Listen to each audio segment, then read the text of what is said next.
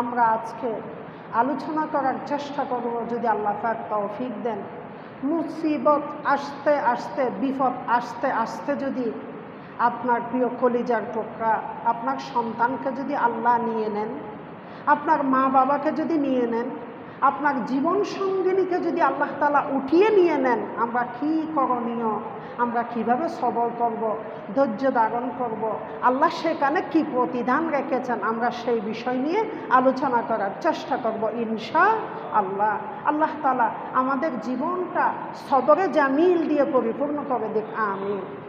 সম্মানিত মুসল্লিয়ান একরাম, যে কথা বলে আমরা আজকে কথা শুরু করব সেটি হচ্ছে, একজন মানুষের মৃত্যুর মাধ্যমে দুই শ্রেণীর মানুষ জান্নাত লাভ করে। একজন মানুষের মাধ্যমে দুই শ্রেণীর মানুষ জান্নাতে যাবেন। কিভাবে? যিনি মৃত্যুবরণ করেন তিনি যদি মুমিন হয়, তিনি যদি পরিপূর্ণ মুসলিম হয়, তিনিও জান্নাতে যাবেন। আরেক শ্রেণীর মানুষ হচ্ছে, যিনি মৃত্যুবরণ করেন, তার পরিবার পরিজন, তার ছেলে সন্তান, পিতা মাতা, যাদেরকে তিনি রেখে যাবেন, তারা যদি যথার্থভাবে সবর করেন, ধৈর্য ধারণ করেন, আল্লাহর প্রতি পরিপূর্ণ তাওয়াক্কুল আর বিশ্বাস রাখেন, আল্লাহ দিয়েছিল আমাকে, আল্লাহ নিয়ে নিয়েছেন, এটা বলে যদি নিজের রাগ, নিজের জবানকে সংযত রাখতে পারেন, কোনো ধরনের যদি আল্লাহর বিরুদ্ধে অভিযোগ না করেন, তখন তারাও জান্নাতি হবেন। সুবহানাল্লাহ। এই দুই শ্রেণীর মানুষ জান্নাতি হবেন। প্রিয় ভাইয়েরা, আল্লাহ তাআলা কোরআনুল কারীমে বলেছেন, আল্লাযী খালাকাল মৌতা, আমি তোমাদের জন্য মৃত্যু সৃষ্টি করেছি। সুবহানাল্লাহ। আগে আল্লাহ মৃত্যুর কথা বলেছেন, আমি তোমাদের জীবনের আগেই তোমাদের মৃত্যু সৃষ্টি করেছি। সুবহানাল্লাহ। আল্লাযী খালাকাল মাউতা ওয়াল হায়াতা, তোমাদের জন্য নির্দিষ্ট জীবন, নির্দিষ্ট হায়াত আমি সৃষ্টি করেছি। কেন? আল্লাযী খালাকাল মাউতা ওয়াল হায়াতা লিয়াবলুয়াকুম, আমি তোমাদেরকে পরীক্ষা করে নিব, যাচাই করে নিব কে আমার জান্নাতের উপযোগী। সুবহানাল্লাহ। যাচাই করে, পরীক্ষা করে তোমাদেরকে আমি জান্নাতে দিব। প্রিয় ভাইয়েরা, জীবন মৃত্যু আল্লাহ পাকের বড় নেয়ামত। বলতে পারেন, হুজুর মৃত্যু কিভাবে নিয়ামত? হ্যাঁ, মৃত্যু বড় নিয়ামত। মৃত্যু হচ্ছে আল্লাহর জিম্মিদারিত্ব। বান্দা দুনিয়ার যাবতীয় ঝামেলা কষ্ট থেকে মুক্ত হয়ে আল্লাহর জিম্মিদারিত্বে, একমাত্র আল্লাহর জিম্মিদারিত্বে চলে যাওয়ার মাধ্যম হচ্ছে মৃত্যু। মৃত্যু ব্যতীত দুনিয়ায় কোনো মানুষ জান্নাতে যেতে পারবে না, জান্নাতে যেতে পারবে না। জান্নাতে যাওয়ার জন্য আপনাকে মৃত্যুবরণ করতেই হবে। শুধু মৃত্যু নয়, ঈমান নিয়ে পরিপূর্ণ মুসলিম মুমিন হয়ে আমাদেরকে মৃত্যুবরণ করতে হবে। তখন আমরা আল্লাহর জিম্মিদারিত্বে, আল্লাহ তাআলার আতিয়তা, মেহমানদারির শ্রেষ্ঠত্ব আমরা চলে যাব। মৃত্যু ব্যতীত সম্ভব নয়। কেন? আল্লাহর হাবিব সাল্লাল্লাহু আলাইহি ওয়াসাল্লাম ইন্তেকালের প্রায় 3 দিন ধরে খুব বেশি আল্লাহর নবী অসুস্থ ছিলেন, কখনো হুঁশ কখনো বেহুশ। আল্লাহর নবী গায়ে ভীষণ গায়ে জ্বর ছিলেন। আল্লাহ রাসূল সাল্লাল্লাহু আলাইহি ওয়াসাল্লাম যখন কখনো হুঁশ কখনো বেহুশ হচ্ছিলেন, হযরত ফাতেমা রাদিয়াল্লাহু তাআলা আনহা আল্লাহর নবীর পাশে বসে গায়ে হাত দিয়ে দিয়ে তিনি খুব আফসোস করে বলতে লাগলেন, আহা আব্বাজি, পিতাজি, কত কষ্ট আপনি সহ্য করতে লাগলেন। আল্লাহর নবী যখন হুঁশ হলেন, আল্লাহর নবী ফাতেমাকে বললেন, ফাতেমা জানো, আজকে তোমার বাবার জীবনের শেষ কষ্টের দিন, আজকের পরে তোমার বাবার আর কোনো দিন কষ্ট হবে না। সুবহানাল্লাহ। এরপর থেকে আল্লাহর নবী এমনিই তো দুনিয়াতে আল্লাহ পাকের স্পেশাল মেহমান, কিন্তু আখেরাতের একমাত্র সর্দার, নেতা, সুপারিশকারী, সাফায়াতকারী, আল্লাহর প্রিয় বন্ধু, আল্লাহর মাহবুব মুহাম্মদ সাল্লাল্লাহু আলাইহি ওয়াসাল্লাম সুবহানাল্লাহ দুনিয়া থেকে আখেরাতে চলে যাবেন। এটাই হচ্ছে মৃত্যু। আরো মৃত্যু কিভাবে নেয়ামত, আমরা সহিহ বুখারীর একটি বর্ণনায় আমরা দেখতে পাই, আল্লাহ রাব্বুল আলামিন জান কবজের ফেরেশতাকে আজরাইলকে মূসা আলাইহিস সালাতু ওয়াস সালামের নিকট প্রেরণ করেন, মূসাকে জান কবজের জন্য। মূসা আলাইহিস সালাতু ওয়াস সালামের কাছে এসে সে মূসা আলাইহিস সালামের জান কবজের জন্য বললেন, আমি আপনাকে মৃত্যু দিব, জান কবজের জন্য এসেছি। মূসা আলাইহিস সালাম স্বাভাবিকভাবে খুবই ত্যাগী মানুষ ছিলেন, দৃঢ়চেতা মানুষ ছিলেন। তিনি আজরাইলকে ঠাস করে একটা থাপ্পড় লাগাই দিলেন। থাপ্পড় লাগানোর সাথে সাথে আজরাইলের একটি চোখ অন্ধ হয়ে গেল। সহিহ বুখারীর বর্ণনা, গল্প নয় কথাটি, আল্লাহর নবী বলেছেন আমাদেরকে কথাটি। আজরাইল অন্ধ হয়ে গেলেন। অন্ধ হয়ে যাওয়ার পরে আজরাইল আল্লাহর কাছে চলে গেলেন। আজরাইল বলতে লাগলেন, আল্লাহ, কোন একটা মানুষের কাছে পাঠালা যে দেখো আমাকে কি অবস্থা করে দিয়েছে, আমার একটা চোখ অন্ধ করে দিয়েছে। আল্লাহর নবী বলেছেন, তখন আল্লাহ তাআলা আজরাইলের চোখটা পরিপূর্ণ ভালো করে দিয়েছেন। সুবহানাল্লাহ। আল্লাহ রাব্বুল আলামিন তখন মৃত্যুর ফেরেশতাকে বললেন, মৃত্যুর ফেরেশতাকে, যাও আমার বান্দা মূসার কাছে যাও, আমার নবী মূসার কাছে যাও, তাকে জিজ্ঞেস করো সে কতদিন দুনিয়াতে জীবিত থাকতে চায়। আজরাইলকে বলল, আল্লাহ বলল, মূসার কাছে যাও, জিজ্ঞেস করো সে কতদিন জীবিত থাকতে চায়। তাই তাকে বলো একটা ষাঁড়ের উপর, একটা গরুর উপর, একটা বাছুরের উপর নিজের ডান হাতটি বুলাতে বলো। ডান হাত যদি ওই বাছুরের উপর যদি বুলায়, ওই বাছুরের গায়ে মূসার হাত দিয়ে যতটুক লোম কেশ স্পর্শ করবে, আমি প্রত্যেকটি লোমের বিনিময়ে মূসাকে এক বছর হায়াত বৃদ্ধি করে দিব। সুবহানাল্লাহ। আমি মূসাকে হায়াত বৃদ্ধি করে দিব, যাও মূসাকে এই প্রস্তাব দাও।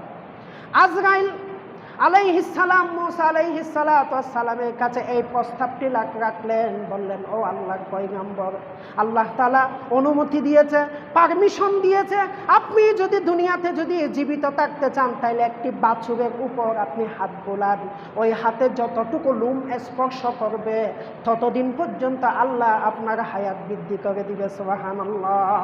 মূসা আলাইহিস সালাম আজরাইল থেকে জিজ্ঞেস করলেন, আজরাইল, আমি ততদিন বাঁচব? হ্যাঁ, ততদিন বাঁচবেন, তারপরে কি হবে? মূসা বললেন, আজরাইল, তারপরে কি হবে? আজরাইল বললেন, তারপরে তোমার মৃত্যু হবে। সুবহানাল্লাহ। তারপরেও তোমার মৃত্যু হবে, যতদিন বাঁচেন না কেন তারপরেও মৃত্যু হবে। কেন? আল্লাহ তাআলা কোরআনুল কারীমে বলেছেন, সমস্ত সৃষ্টি, সমস্ত প্রাণীকে একদিন মৃত্যুর স্বাদ, কুল্লু নাফসিন যায়িকাতুল মউত, সব প্রাণীকে মৃত্যুর স্বাদ গ্রহণ করতে হবে।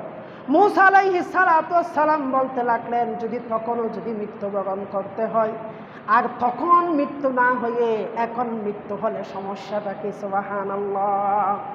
প্রিয় ভাইয়েরা, সমস্ত নবীগণ দুনিয়ায় থেকে চলে গেছে, সমস্ত নবীদের মৃত্যু হয়েছে, সব নবীর মৃত্যু হবে, সমস্ত জিনের মৃত্যু হবে, মানুষের মৃত্যু হবে, এমনকি সমস্ত ফেরেশতাকুলেরও মৃত্যু হয়ে যাবে। সুবহানাল্লাহ। মৃত্যু হতে হতে সমস্ত ফেরেশতার মৃত্যু হবে, এরপরে মিকাইলের মৃত্যু হবে, ইসরাফিলের মৃত্যু হবে, তারপর আরশ বহনকারী, আল্লাহর আরশকে বহন করেন 8 জন ফেরেশতার মৃত্যু হয়ে যাবে, এরপরে জিব্রাইলের মৃত্যু হবে, এরপরে আজরাইলের মৃত্যু হবে। আল্লাহ তাআলা কোরআনুল কারীমে বলেছেন, কুল্লু মান আলাইহা ফান ওয়া ইয়াবকা ওয়াজহু রাব্বিকা যিল জালালি ওয়াল ইকরাম। আল্লাহর মহত্ব, আল্লাহর বড়ত্ব, আল্লাহর শ্রেষ্ঠত্ব ছাড়া সব কিছু মৃত্যুবরণ করবে। সুবহানাল্লাহ। একমাত্র কি থাকবে? তাবারাকাসমু রাব্বিকা যিল জালালি ওয়াল ইকরাম। আল্লাহ তাআলার নূরানি চেহারা মুবারক, আল্লাহ তাআলা একমাত্র আল্লাহ ছাড়া এই আকাশ আর জমিনে কোনো কিছু থাকবে না। সুবহানাল্লাহ। এভাবে দুনিয়া হাজার বছর থাকবেন, কেউ থাকবে না, শুধু আরশ আজিমের মালিক আল্লাহই থাকবে। সুবহানাল্লাহ। আল্লাহ তাআলা সেই দিন চিৎকার দিয়ে বলতে থাকবেন, লিমানিল মুলক, আজকে তোমাদের রাজত্ব চলবে কার? এই না হামান, এই না ফেরাউন, এই না নমরুদ। নমরুদ তুমি কোথায়? ফেরাউন তুমি কোথায়? হামান তুমি কোথায়? আজকে যদি রাজত্ব করতে চাও আমার সামনে এসে রাজত্ব করো। আল্লাহ তাআলা ডাক দিয়ে দিয়ে বলবেন, লিমানিল মুলক, আজকে রাজত্ব চলবে কার? লিল্লাহিল ওয়াহিদিল কহ্হার, একমাত্র রাজত্ব চলবে আরশ আজিমের মালিক কহ্হার আল্লাহ তাআলা রাজত্ব চলবে। সুবহানাল্লাহ। আর কোনো কিছু থাকবেন না, একমাত্র আল্লাহই অবশিষ্ট থাকবেন। এটাই হচ্ছে মৃত্যুর স্বাদ, এটাই হচ্ছে আল্লাহ। আল্লাহু হাইয়ুন, আল্লাহ চিরঞ্জীব, আর সব আল্লাহ ব্যতীত সব কিছু ধ্বংস হয়ে যাবে। কুল্লু মান আলাইহা ফান, সব কিছু ফানা হয়ে যাবে, ধ্বংস হয়ে যাবে, শেষ হয়ে যাবে। শুধু থাকবেন কে? আল্লাহ সুবহানাহু ওয়া তাআলা, একমাত্র আল্লাহই থাকবেন। প্রিয় ভাইয়েরা, সেই হিসাবে আমাদেরকে মৃত্যুবরণ করতে হবে, সবাইকে মৃত্যুবরণ করতে হবে। খেয়ে আগে খেয়ে পরে, এটা আল্লাহ ছাড়া কেউ জানেন না। কেন? এখন আমরা যেটা বলতে চাইছিলাম, আমাদের প্রিয়জন যখন মৃত্যুবরণ করে, আপনাকে আল্লাহ তাআলা সন্তান দেন নাই, 10 বছর 5 বছর পরে একটা সন্তান দিয়েছেন, ওই সন্তানটি আল্লাহ নিয়ে গেছেন। আপনার করণীয় কি? আপনার কলিজার টুকরা মা বাবা, আপনার ভাই বোন, আপনার প্রিয়জন আপনজন যখন আপনার থেকে আল্লাহ নিয়ে নেন, তখন আপনার করণীয় কি? প্রিয় ভাইরা, প্রিয় মুসল্লিরা, আপনার সর্বপ্রথম এবং প্রধান করণীয় হচ্ছে, মনে রাখবেন, সবর করা, ধৈর্য ধারণ করা। কি করা? সবর করা। যখনই কারো মৃত্যু সংবাদ শুনবেন, সর্বপ্রথম সবর করবেন, ধৈর্য ধারণ করবেন, বলবেন ইন্না লিল্লাহি ওয়া ইন্না ইলাইহি রাজিউন। এটা নবীদের সুন্নাহ, এটা আল্লাহ তাআলার শিক্ষা। আল্লাহ তাআলা কোরআনুল কারীমে বলেছেন, আল্লাযীনা ইযা আসাবাতহুম মুসিবা ক্বালু ইন্না লিল্লাহি ওয়া ইন্না ইলাইহি রাজিউন। আল্লাযীনা, যখন ইজা আসাবাতহুম মুসিবা, আমার মুমিন বান্দার কানে যখন এই ধরনের কোনো বিপদের সংবাদ আসে, কোনো মুসিবতের সংবাদ আসে, তখন আমার বান্দা সাথে সাথে মুখ থেকে বের করে নেয়, ক্বালু ইন্না লিল্লাহি ওয়া ইন্না ইলাইহি রাজিউন। সে বলে, নিশ্চয় আমিও আল্লাহর জন্য, আমি আল্লাহর জন্য, যাকে নিয়েছেন তিনিও আল্লাহর জন্য, আমরা সবাই আল্লাহর কাছে ফিরে যাব। এটা বলে ধৈর্য ধারণ করতে হবে। সুবহানাল্লাহ। এরপর আল্লাহ তাআলা বলেছেন, উলাইকা আলাইহিম সালাওয়াতুম মির রাব্বিহিম ওয়া রাহমা। এই ধৈর্য ধারণ করবেন, এই দোয়াটি যারা পড়বে, আল্লাহ রাব্বুল আলামিন বললেন, তাদের উপর তাদের রবের পক্ষ থেকে অসংখ্য রহমত আর বরকত, শান্তি বর্ষিত হতে থাকে। উলাইকা হুমুল মুহতাদুন। একমাত্র দুনিয়াতে তারাই হেদায়েত প্রাপ্ত। সুবহানাল্লাহ। হেদায়েত যদি পেতে চান, আপনজনের মৃত্যুতে আমাদেরকে ধৈর্য ধারণ করতে হবে। ধৈর্য ধারণ করলে কি হবে? আল্লাহর নবী আলাইহিস সালাতু ওয়াস সালাম বলেছেন, আন আবি হুরায়রা রাদিয়াল্লাহু তাআলা আন্না রাসূলুল্লাহ সাল্লাল্লাহু আলাইহি ওয়াসাল্লাম, হযরত আবু হুরায়রা বলেন, আল্লাহর নবী সাল্লাল্লাহু আলাইহি ওয়াসাল্লাম বলেছেন, ইয়াকুলুল্লাহু তাআলা, হাদিসে কুদসিতে আল্লাহ রাব্বুল আলামিন বলেছেন, মালি আব্দুল মুমিন ইনদি জাযাউন। আমি যখন আমার কোনো মুমিন বান্দা থেকে তার কলিজার টুকরা সন্তানকে নিয়ে নিই, স্বামী থেকে যখন স্ত্রীকে মৃত্যু দিই, স্ত্রী থেকে যখন স্বামীকে মৃত্যু দিই, পিতা থেকে যখন সন্তানকে মৃত্যু দিই, সন্তান থেকে যখন পিতাকে মৃত্যু দিই, ইজা কবাতু সাফিয়ুহু, আমি যখন তার প্রিয়জন নিয়ে তার জান যখন কবজ করে ফেলি, মিন আহলিদ দুনিয়া, দুনিয়ার মধ্যে, সে যদি সবর করে, ধৈর্য ধারণ করে, সুম্মাহ তাসাবাহু, সে যখন আল্লাহর প্রতি বিশ্বাস হয়ে সবর করে, ধৈর্য ধারণ করে, ইল্লাল জান্নাহ, এই ধৈর্যের বিনিময়ে আমি আল্লাহ তার জন্য জান্নাত ওয়াজিব করে দিই। সুবহানাল্লাহ। কারণ মৃত্যুর সংবাদ, আপনার প্রিয়জনের মৃত্যুর সংবাদ, আপনি শুধু সবর করবেন, ধৈর্য ধারণ করবেন, এটার বিনিময়ে আল্লাহর নবী বলেছেন, আল্লাহ তার জন্য জান্নাত রেখেছেন। সুবহানাল্লাহ। সহিহ বুখারীর হাদিস, আল্লাহর নবী আলাইহিস সালাতু ওয়াস সালাম বলেছেন। প্রিয় ভাইরা, এটা হচ্ছে আমাদের প্রথম এবং প্রধান শিক্ষা। যখনই কারো মৃত্যু আর সংবাদ শুনবেন, সেটা যেই হোক, আপনার প্রিয়জন, আপনজন, যেই হোক না কেন, মনে রাখবেন, এই ইয়াতি আহাদুকুমুল মউত, মৃত্যু নির্দিষ্ট সময়ে আসবে। যখনই আসার তখনই মৃত্যু আসবে। আপনার টেনশন, আপনার হতাশা, আপনার বুক ছাপডানি, আপনার কপাল ছাপডানি, কোনো কিছু দিয়ে কারো মৃত্যুকে আমরা ঠেকাতে পারবো না, কারো মৃত্যুকে আমরা ঠেকাতে পারবো না। বিশেষ করে আমি আমার মা বোনদের জন্য এই শিক্ষাটি, এই কথাটি বললাম।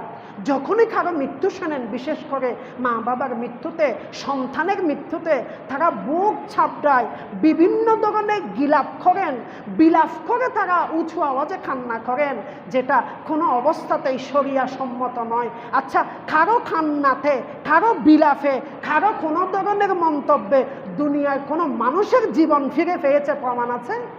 প্রমাণ নেই। আমার মা বোনেরা, আমার ভাইয়েরা, এই যে সবর করলে কি বিনিময়? জান্নাত রয়েছে। কি রয়েছে? জান্নাত রয়েছে। আপনার মায়ের মৃত্যু, বাবার মৃত্যু, আপনি সবর করুন, ধৈর্য ধারণ করুন, আপনি আল্লাহর কাছে উত্তম প্রতিদানের আশা করুন। আল্লাহ আপনাকে এটার বিনিময়ে জান্নাত দিবেন। সুবহানাল্লাহ।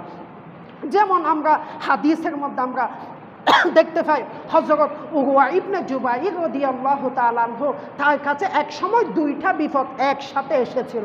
তার সন্তানের মৃত্যু হয়েছে, অন্যদিকে তার একটা পা হঠাৎ কেটে গিয়েছে। তখন তিনি আল্লাহর কাছে বলতে লাগলেন, আল্লাহ, আমার তো হাত পা 60টা আছে, দুইটা হাত দুইটা পা 60টা আছে, তুমি কত দয়াবান, আমার থেকে 4টা নিয়ে নাওনি, শুধু একটা নিয়ে নিয়েছো। সুবহানাল্লাহ। কিভাবে প্রশংসা করলেন! আল্লাহ, আমার তো আরো সন্তান আছে, তুমি আমার মাত্র একটা সন্তান নিয়েছ, আমি তোমার প্রতি সন্তুষ্ট, তোমার প্রতি রাজি, তোমার প্রতি খুশি। সুবহানাল্লাহ। এটাই হচ্ছে সলফে সালেহিনদের শিক্ষা। হযরত উমর ইবনুল আব্দুল আজিজ রহিমাহুল্লাহর একজন সন্তান মারা গেল। তার একজন সন্তান মারা গেল। সন্তানের জন্য তিনি কাফন দাফনের ব্যবস্থা করলেন, কবরস্থ করলেন, সব কিছু করলেন। করার পরে কবরের উপরে দাঁড়িয়ে তিনি আল্লাহর কাছে হাত তুলে বলতে লাগলেন, আয় আল্লাহ, যেই দিন তুমি আমাকে এই সন্তান দিয়েছিলে সেই দিনও আমি তোমার প্রতি সন্তুষ্ট ছিলাম, তোমার প্রতি রাজি ছিলাম, আমার সন্তানের প্রতি রাজি ছিলাম, সন্তুষ্ট ছিলাম। আল্লাহ, যেই সন্তান তুমি আমাকে দিয়েছ আমানত হিসাবে দিয়েছ, আমাকে আমানত হিসাবে দিয়েছ, আমাকে জিম্মিদারিত্বের জন্য দিয়েছ, তোমার আমানত তুমি ফিরিয়ে নিয়েছ। আজকেও আমার মনে কোনো দুঃখ নেই, কোনো কষ্ট নেই, তোমার সম্পদ তুমি ফিরিয়ে নিয়েছ। আল্লাহ, তোমার ব্যাপারে আমার কোনো দুঃখ নেই, তবে আমি তোমার কাছে এই সন্তানের বিনিময়ে উত্তম আশা পোষণ করি। সুবহানাল্লাহ। উত্তম বিনিময় তোমার কাছে আমি চাই। আল্লাহ, তুমি আমাকে উত্তম বিনিময় দিও। সুবহানাল্লাহ। কি চমৎকার সলফে সালেহিনদের, কি চমৎকার দোয়া। প্রিয় ভাইয়েরা, সন্তানের মৃত্যুতে কেন হতাশ হচ্ছেন? হতাশ হওয়ার কি বা আছে? আল্লাহর নবী তো এই শিক্ষা দেন নাই। হযরত আনাস রাদিয়াল্লাহু তাআলা আনহু থেকে বর্ণিত, বিশ্বনবী সাল্লাল্লাহু আলাইহি ওয়াসাল্লাম বলেছেন, যখন স্বামী স্ত্রী যখন একত্রিত হয়, স্বামী স্ত্রী যখন মিলিত হয়, একত্রিত হয়, যখন স্বামী স্ত্রী মিলিত হওয়ার সাথে সাথে আল্লাহ রাব্বুল আলামিন তখন মায়ের পেটের মধ্যে, মায়ের রেহেমের মধ্যে একজন ফেরেশতা প্রেরণ করেন। ফেরেশতা আল্লাহর কাছে বলতে থাকেন, আয় আল্লাহ, ইয়া রব্বি, হে আমার রব, হে আমার প্রতিপালক, হে আমার প্রভু, এই রক্ত, এই জিনিসটা এখনো ব্লাডের মধ্যে, রক্তের মধ্যে ভেসে বেড়াচ্ছে, আমার কি করণীয়? আল্লাহ রাব্বুল আলামিন তখন কোনো হুকুম করেন না।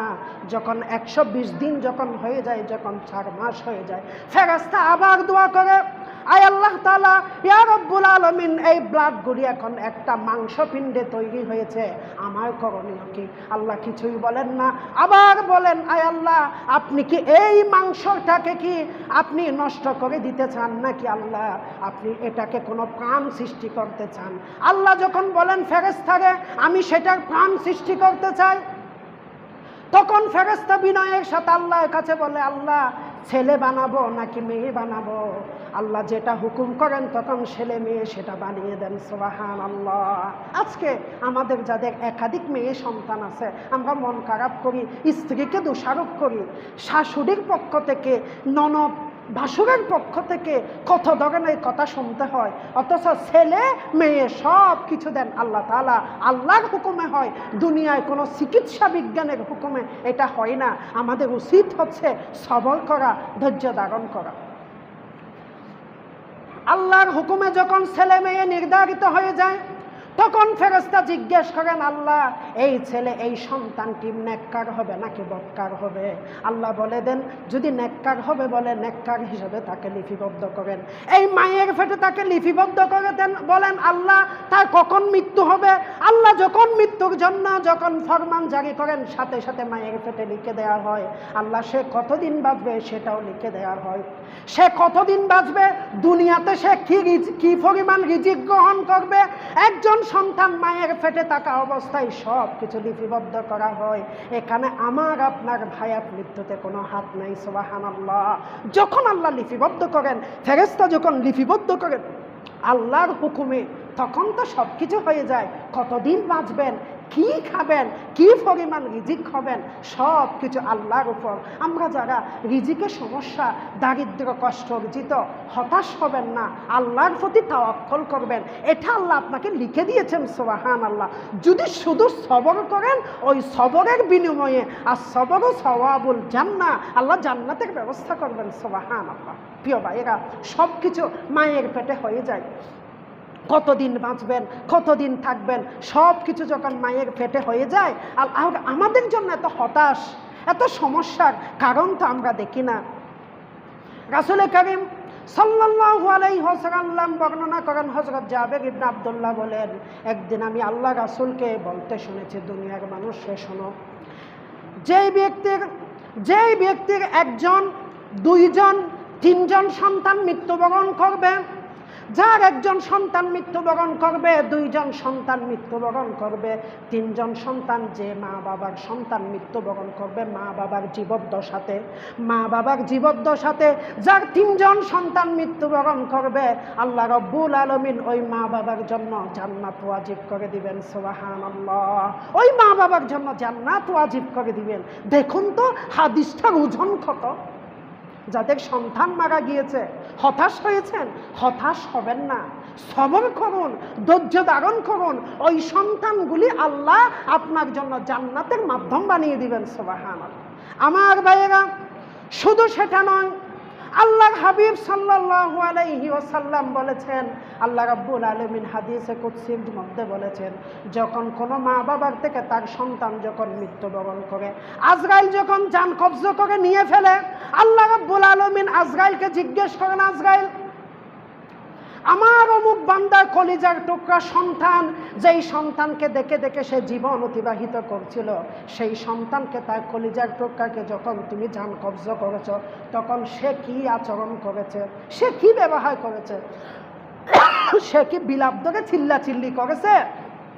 সে কি হা হুতাশ করেছে, নাকি আমার প্রশংসা করেছে? সুবহানাল্লাহ। দেখুন তো, আজরাইলকে জিজ্ঞেস করেন, আজরাইল সে কি করেছে?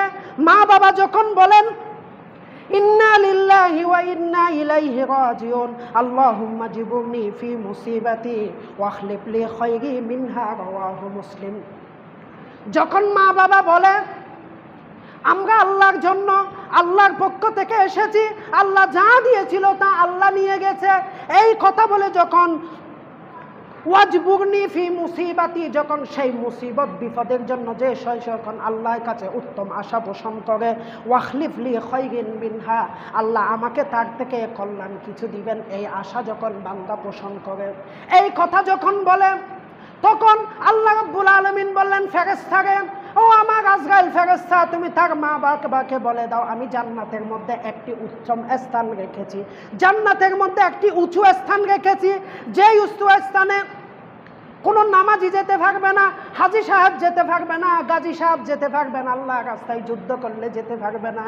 ওই রাস্তায়, ওই জায়গায়, জান্নাতের উত্তম স্থানে ওই ব্যক্তি যেতে পারবে যেই ব্যক্তি নিজের সন্তানের মৃত্যুর পরে আল্লাহর প্রশংসা করেছে, ইন্না লিল্লাহ পড়েছে, আল্লাহ পাকের প্রশংসা করেছে।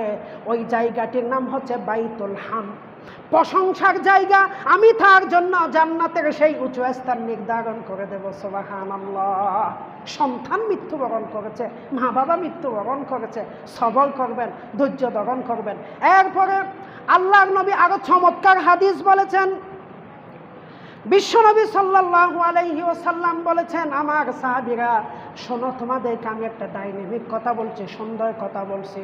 শুধুমাত্র যেই সন্তান দুনিয়াতে আসে সেই সন্তানের সুসংবাদ দিচ্ছি না, যেই সকল মাদের, যেই সকল স্ত্রীদের সন্তান গর্ভে আসে 3 মাস 4 মাস পরে তার ব্লাড ভেঙে যায়, 5 মাস পরে ভেঙে যায়, 6 মাস পরে ব্লাড ভেঙে যায়, এই ব্যবস্থা, এই অসুস্থতা, এই রুগ্নতা যার মধ্যে আছে, আল্লাহর হাবিব বললেন, ওই ব্যক্তি যদি ওই অবস্থায় যদি ধৈর্য ধারণ করে, ওই ব্লাড ভেঙে যাওয়ার কারণে প্রত্যেকটা সন্তানের বিনিময়ে আল্লাহ তাকে জান্নাত দিয়ে দিবেন, সুবহানাল্লাহ। 3 মাসে ভেঙে গেছে, 4 মাসে ভেঙে গেছে, 5 মাসে ভেঙে গেছে, মা বাবার কাজ হচ্ছে সবর করা, ধৈর্য ধারণ করা। এই অপূর্ণ শিশুগুলিও আল্লাহ তাআলা কিয়ামতের ময়দানে আপনাকে পূর্ণ করে দিবেন, সুবহানাল্লাহ। আল্লাহর নবী বলেছেন, কিয়ামতের ময়দানে যখন হিসাব নিকাশ হয়ে যাবে, মা বাবাকে কোনো কারণে যখন জাহান্নামে নিয়ে যাবে, ফেরেশতারা যখন জাহান্নামের দিকে টানতে থাকবেন, ওই সন্তানগুলি আল্লাহর সামনে মৌমাছির মতো ফুলের বাগানে গুড়ার মতো গুড় গুড় করতে থাকবেন। সুবহানাল্লাহ।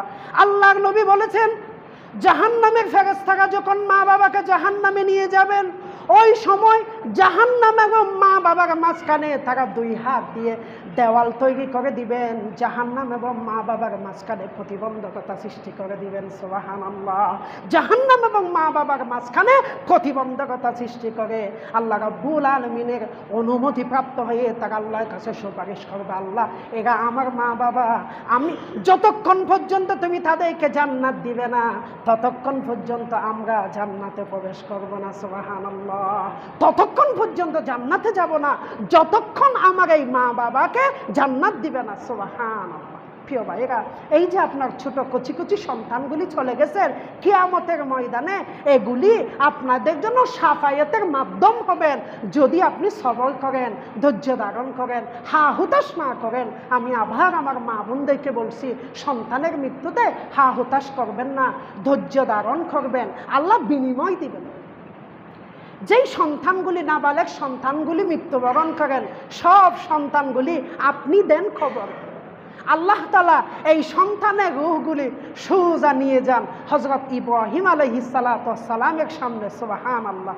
যত নাবালেগ মুসলিম সন্তান দুনিয়া থেকে বিদায় নিয়ে গেছেন, আবু হুরায়রার একটি বর্ণনা থেকে আমরা জানতে পারি, সব সন্তানকে আল্লাহ তাআলা এই সপ্তম আসমানে নিয়ে ইব্রাহিম আলাইহিস সালাম, আল্লাহর নবী দেখেছিলেন মেরাজের রাতে ইব্রাহিম আলাইহিস সালাম বাইতুল মামুরে একটা দরজায় হেলান, একটা দেয়ালের সাথে হেলান দিয়ে বসা আছে, তার সামনে লক্ষ কোটি কোটি বাচ্চা তিনি দিন শিক্ষা দিচ্ছেন। সুবহানাল্লাহ। সেখানে আপনার সন্তান এই দুনিয়ার পরিবেশে নয়, কোথায়? বাইতুল মামুরে ইব্রাহিম আলাইহিস সালাতু ওয়াস সালামের তত্ত্বাবধানে আপনার সন্তান দিন শিখতেছে। কিয়ামতের ময়দানে আপনাকে শাফায়াতকারী, সুপারিশকারী হবেন। সুবহানাল্লাহ। আল্লাহর নবী সাহাবীদেরকে জিজ্ঞেস করলেন, হে আমার সাহাবীরা, তোমরা কাকে নিঃসন্তান মনে করো, কারকে নিঃসন্তান মনে করো? সাহাবীগণ বললেন, ইয়া রাসূলুল্লাহ, যার সন্তান জীবিত নেই, যার সন্তান হয় না, যার দুনিয়াতে কোনো সন্তান নেই, আমরা তাকে নিঃসন্তান মনে করি। আল্লাহর নবী বললেন, তোমরা বুঝো নাই, তারা প্রকৃত নিঃসন্তান নয়। প্রকৃত নিঃসন্তান ওই ব্যক্তি, প্রকৃত নিঃসন্তান ওই ব্যক্তি যেই ব্যক্তি জীবিত থাকা অবস্থায় তার একজন সন্তানও মারা যায় নাই, সে জীবিত অবস্থায় একজন সন্তানও মারা যায় নাই, ওই ব্যক্তি কিয়ামতের ময়দানে প্রকৃত নিঃসন্তান হয়ে যাবে। সুবহানাল্লাহ। প্রকৃত নিঃসন্তান, যার কোনো সন্তান মারা যায় নাই, কিয়ামতের ময়দানে সে শাফায়াতের জন্য কোনো ব্যবস্থা পাবেন না। প্রিয় ভাইরা, যাদের মাসুম শিশু নিষ্পাপ বাচ্চাগুলি মারা যান কিয়ামতের ময়দানে, আবার বলছি, ওই সন্তানগুলি আল্লাহর অনুমতিক্রমে আপনার জন্য শাফায়াত, সুপারিশের মাধ্যম হয়ে যাবে। সুবহানাল্লাহ। সেজন্য কি প্রয়োজন? আবার বলছি, সবর প্রয়োজন। আপনি যদি বিলাপ করেন, আপনি যদি অধৈর্য হয়ে যান, আল্লাহর বিরুদ্ধে যদি আপনার মুখ থেকে যদি কোনো অভিযোগ আসে, এই সুপারিশ, এই শাফায়াত, এই মর্যাদা থেকে আপনি মাহরুম হয়ে যাবেন। এটার কারণে না পাবেন আপনার সন্তানকে ফিরে, না পাবেন জান্নাতের মর্যাদা, না পাবেন না। আপনাকে সবর করতে হবে। দেখুন, আমরা কম বেশি সবাই জানাজার নামাজে শরীক হই। আমরা যখন প্রাপ্তবয়স্ক মানুষের জানাজার সালাত পড়ি, তখন আমরা বলি, আল্লাহুম্মা গফির লি হাইয়িনা ওয়া মাইয়িতিনা ওয়া শাহিদিনা, এক ধরনের দোয়া পড়ি, যেই দোয়াতে থাকেন নিজের জন্য ক্ষমা, মৃত ব্যক্তির জন্য ক্ষমা, সব মুমিন, জীবিত মৃত সব মুমিনের জন্য ক্ষমা। আমরা যখন কোনো নাবালক সন্তানের জানাজা পড়ি, তখন হযরত আবু হুরায়রা রাদিয়াল্লাহু তাআলা আনহু থেকে আমরা একটা বর্ণনা পাই। তারা কি পড়তেন? আল্লাহুম্মা জাআলহু লানা ফারাতাও ওয়া যুহরান লিওয়ালিদাইহি ওয়া শাফিয়াম মাজ্জানা, আল্লাহুম্মা তাকাব্বাল ফি রাসূলিল্লাহ ফি মাজ্জানা মাজিআতিহি। আরো আল্লাহ রাসূল দোয়া পড়তেন, যেই দোয়াতে ক্ষমার কথা আছে একদম শেষে। লম্বা দোয়াতে বুঝুন ক্ষমার কথা আসে একদম শেষে। শুরুতে কি আছে জানেন? সেই দোয়ার মধ্যে নাবালেগ শিশুকে সামনে নিয়ে আমরা বলি, আল্লাহ এই সন্তানটাকে মা বাবার জন্য কিয়ামতের ময়দানে সাফায়েতের মাধ্যম বানিয়ে দাও। সুবহানাল্লাহ। ভাবুন তো, এই নিষ্পাপ সন্তানদের দিকে তাকিয়ে তার মা বাবাকে কিয়ামতে তুমি সাফায়েতের মাধ্যম করে দাও। যারা এই মুসিবতে সবর করবে তাদেরকে এই সাফায়েতের সাথে আপনি যুক্ত করে দেন। এভাবে দোয়া করে একদম শেষে বলি, আল্লাহ এই সন্তানকে আপনি মর্যাদা দিন, তাকে ক্ষমা করুন, তার মা বাবাকে ক্ষমা করুন, তার পরিবার পরিজনকে সবরে জামিল দান করুন। ক্ষমার কথা আছে শেষে, আগে আছে সাফায়েতের কথা। কেন? অবুঝ অপ্রাপ্তবয়স্ক নিষ্পাপ সন্তান যদি কারো থেকে মারা যায়, আল্লাহ তাআলা তার বিনিময়ে আপনার জন্য জান্নাত রেখেছেন, যেটা আমি হাদিসটা আগেই বলেছি। প্রিয় ভাইয়েরা, নিঃসন্তান কোন ব্যক্তি? যার দুনিয়াতে কোনো সন্তান মারা যায় নাই, এই ব্যক্তি নিঃসন্তান। এই কথা দিয়ে আমরা আপনাদের হৃদয়ে সবর করাতে চাচ্ছি, ধৈর্য ধরাতে চাচ্ছি। যদি কখনো এই মুসিবত, এই বিপদ যদি ঘটে যায়, সবর করবেন, ধৈর্য ধারণ করবেন। কিভাবে সবর করবেন? হযরত আনাস রাদিয়াল্লাহু তাআলা আনহু থেকে একটা হাদিস সহিহ বুখারী মুসলিম বর্ণনা করেছেন। হযরত তালহা রাদিয়াল্লাহু তাআলা আনহু একদিন বাইরে গিয়েছে, তার সন্তান মৃত্যুবরণ করেছে। তার স্ত্রী উম্মে সুলাইম রাদিয়াল্লাহু তাআলা আনহু, তিনি নিজের সন্তানকে আশপাশের দুই একজন তার প্রতিনিধিকে ডেকে কাফন দাফনের সব ব্যবস্থা করে ফেলেছে। বুঝুন কত বিদুষী মহিলা, কত সবলকারিণী মহিলা। আর বলেছেন, তালহা যদি আসে তোমরা কাউকে, আমি তালহাকে নিজের ফিতাকে না বলার আগে তোমরা কেউ বলবে না। তখন রাতের বেলা তালহা রাদিয়াল্লাহু তাআলা আনহু বাড়িতে আসলেন। আসার পরে উত্তমভাবে তিনি খাবার দাবার রেডি করলেন, স্বামীর জন্য খাবার উপস্থাপন করলেন। নিজকে সুসজ্জিতভাবে সুন্দরভাবে সেজে গুজে নিজের স্বামীর সামনে নিজকে অর্পণ করলেন। অথচ এই বাসায় এই দিন তার সন্তান মারা গিয়েছে। আমাদের সমাজে সম্ভব? কল্পনা করা যাবে না, কোনোদিন যাবে না। দেখুন, তারা স্ত্রী স্বামীর সামনে তারা নিজকে সমর্পণ করেছে।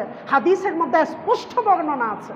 প্রিয় ভাইয়েরা, তারা স্বামী স্ত্রী উভয়জন রাতে শুয়েছে, তাদের মধ্যে পরস্পর বাচ্চা তৈরি হয়েছে। সুবহানাল্লাহ।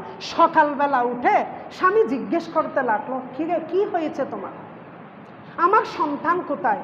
তখন স্ত্রী স্বামীকে বোঝাতে লাগলেন, আপনার সন্তান মৃত্যুবরণ করেছে। আল্লাহু আকবার। আপনার সন্তান তালহা রাদিয়াল্লাহু তাআলা আনহু সকালবেলা মসজিদে আল্লাহর নবীর পেছনে চলে গেছে, সব ঘটনা বলতে লাগলো। আল্লাহর নবী বললেন, তালহা তোমার স্ত্রী যে ধৈর্য ধারণ করেছে তার বিনিময়ে আল্লাহ তোমাকে এর থেকে উত্তম সন্তান দিবেন। সুবহানাল্লাহ। তুমি আজ রাতেই তোমার স্ত্রী গর্ভবতী হয়েছে, আল্লাহর নবী তার জন্য দোয়া করেছেন। সুবহানাল্লাহ। দেখুন কি বরকত। আল্লাহ তাকে একটা সন্তান দিয়েছিল, এই সন্তানের নাম ছিল আব্দুল্লাহ। আনাস রাদিয়াল্লাহু তাআলা আনহু বর্ণনা করেন, এই সন্তান, এরপরে এই সন্তান থেকে 9টা সন্তান হয়েছে। কয়টা? 9টা। এই দুয়ার বরকতে, সবরের বরকতে প্রত্যেকটা সন্তান কোরআনের কারি ছিলেন, হাফেজে হাদিস ছিলেন। প্রত্যেক সন্তান মসজিদের নববীতে স্পষ্টভাবে শ্রেষ্ঠভাবে কোরআনের দরস দিতেন। সুবহানাল্লাহ। আল্লাহ চাইলে এভাবেই বরকত দিবেন। প্রিয় ভাইয়েরা, আসুন রাসূল কারীম সাল্লাল্লাহু আলাইহি ওয়াসাল্লাম থেকে আমরা একটা হাদিস শিখি, জানতে পারি। সন্তান মৃত্যুবরণ করলে এতক্ষণ তো কান্নাকাটি না করার কথাই তো বলছি, মা বাবা মৃত্যুবরণ করলে কান্নাকাটি না করার কথাই তো বলছি।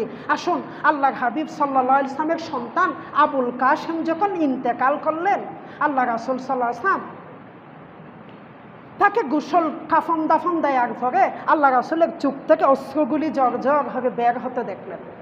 সাহাবীগণ জিজ্ঞেস করলেন, ইয়া রাসূলুল্লাহ, ইয়া হাবিবাল্লাহ, আপনার কি হয়েছে? আপনি এতদিন আমাদেরকে শিক্ষা দিয়েছেন কারো মৃত্যুতে যেন আমরা অশ্রু বর্ষণ না করি, কান্নাকাটি না করি, আপনি কেন কাঁদতে লাগলেন? আল্লাহর নবী বললেন, সাহাবীরে, তোমরা যেভাবে কাঁদতেছ আমি সেভাবে কাঁদতেছি না। তোমরা যেই যেই সিস্টেমে তোমরা কান্নায় কথা বলছো আমি সেই কথা বলছি না। সাহাবীরে তোমরা সাক্ষী থাকো, যেই সন্তান আল্লাহ আমাকে যেই দিন দিয়েছিল সেই দিন আমি আল্লাহর প্রতি সন্তুষ্ট ছিলাম, আমি আমার আল্লাহর প্রতি রাজি ছিলাম, খুশি ছিলাম। আল্লাহ যখন আমার সন্তান নিয়ে গিয়েছে, আল্লাহর কসম করে বলছি আল্লাহর বিরুদ্ধে আমার কোনো অভিযোগ নেই। সুবহানাল্লাহ। শুধুমাত্র যেই চোখের পানি দেখতেছ, এই চোখের পানি হচ্ছে এই সন্তানের মাগফিরাত কামনা করা। এই সন্তানের প্রতি একটা ভালোবাসা জমে গেছে, এই ভালোবাসা আমার চোখ দিয়ে নির্গত হচ্ছে। সুবহানাল্লাহ।